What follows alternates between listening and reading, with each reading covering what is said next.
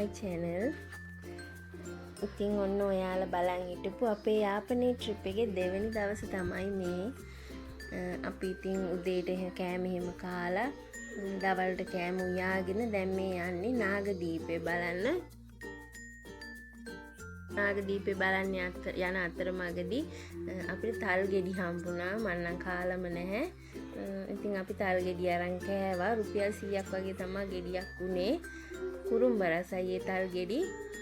දැන් මේ අපි ඔක්කොමලා නාගදීපෙට බෝට්ටුවට නගින්න තොටුපළට පයින් යන ගමන් ඉන්නේ. එදා දවසේ නම් අවුව ගොඩාක් රස්නේ පිච්චෙන අවුවක් තිබුණේ.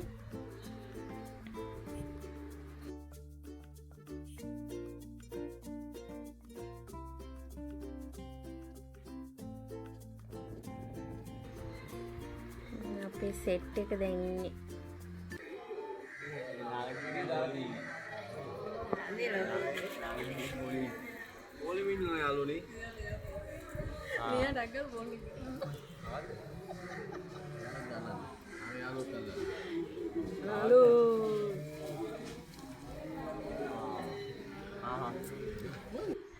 අපි ඒ බෝට්ටුවේ එනකන් තමයි තොටුපළට වෙලා ඉඳගෙන හිටියේ. දැන් මේ බෝට්ටුවේ යන ගමන් පුදුම සෙනගක් ඉන්නේ බෝට්ටුව ඇතුලේ. තැම්බෙනවා.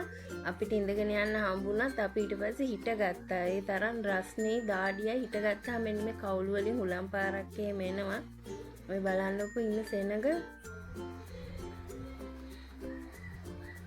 අපි යට තට්ටු හිටියේ උඩත් තව සෙනග ඉන්න. ඔය ඔයාලට ඈතින් පේන්නේ නාගදීපේ.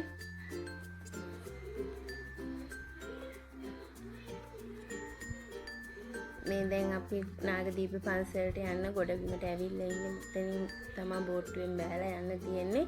නාගදීප ඇතුළ මට වීඩියෝ කරගන්න බැරි වුණා. එහෙදි අපි ගත්ත ෆොටෝ වගේක් තියෙනවා. ඒ ටික වීඩියෝ එක අවසානයේදී ඔයාලට බලන්න මම දාන්නම්. දැන් මේ නාගදීපේ පන්සලට ගිහින් වැඳලා එහෙම අපි ඊළඟ තොටුපළට යන්න ඕනේ බෝට්ටුවට නගින්න වෙන දැනකට. ඒ යන අතරමඟ එතන තිබ්බ හින්දු කෝවිලක්. මේ තියෙන කෝවිල මේ ගමේ නාගදීප පන්සලේ හාමුදුරුවෝ කිව්ව විදිහට මේ ගමේ දෙමළ මිනිස්සු පවුල් 3000ක් විතර ඉන්නවා. ඒ අයගෙන් කීප දෙනෙක් තමයි පන්සලට දානයෙන් පූජා කරන්නේ. මේ දෙපැත්තෙම කඩ තියෙන්නේ. ওই පාර දිගටම ගියාම තමයි තොටුපළට යන්න පුළුවන් අපිට ඒ ගොඩට යන්න.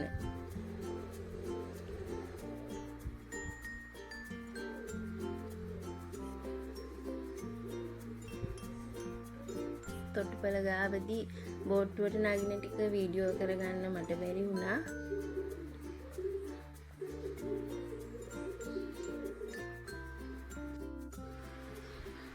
දැන් මේ අපි බෝට්ටුවේ යන ගමන් ඉන්නේ. බස් එක තියෙන පැත්තේ තොටුපළට.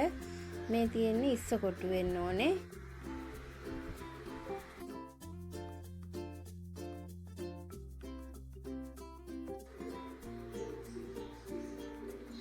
ඊළඟට අපි ගියේ රියෝ එකට. යාපනයේ රියෝ අයිස්ක්‍රීම් කන්න.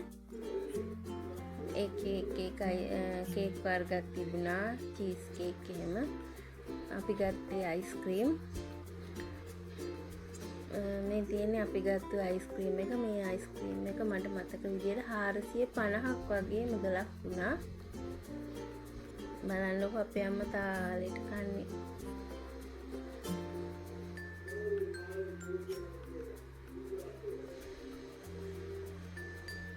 මේ අපේ සෙට් එකේ චූටි බබාලා ටික අයිස්ක්‍රීම් කන ගමන්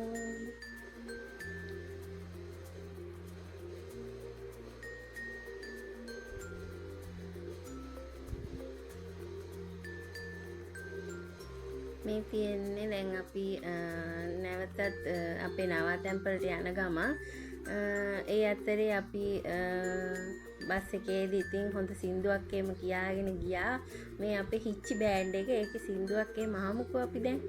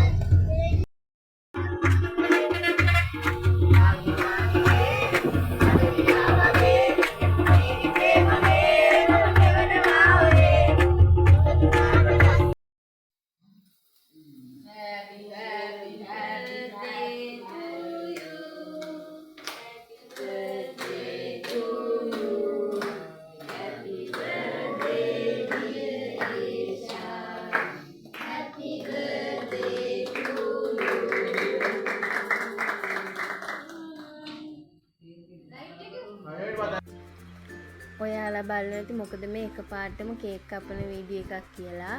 ඇත්තටම අද මගේ පුතාගේ උපන්දිනේ. ඉතින් අපි යාපනයේ නතර වෙලා ඉන්නේ ගෙදරට ගිහිල්ලා එහෙන් දැන් තමයි කේක් කපුවේ. මේ පුංචි මාමයි තමයි අප්පු යාපනයේ එක්කන් ආවේ.